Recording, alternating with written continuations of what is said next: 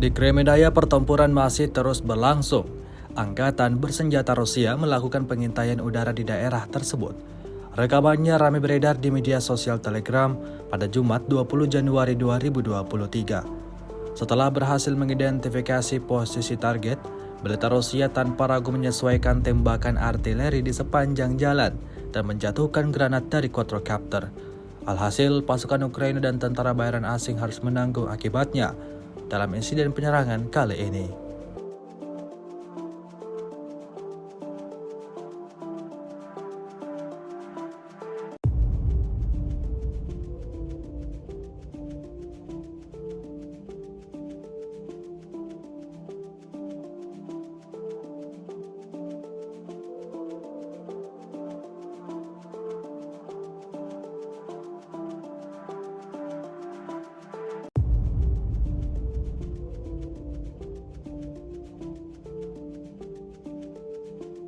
Rusia melaporkan secara total 373 pesawat Ukraina, 200 helikopter, dan 2.903 kendaraan udara tak berawak, 401 sistem rudal anti pesawat dieliminir sejak awal operasi khusus.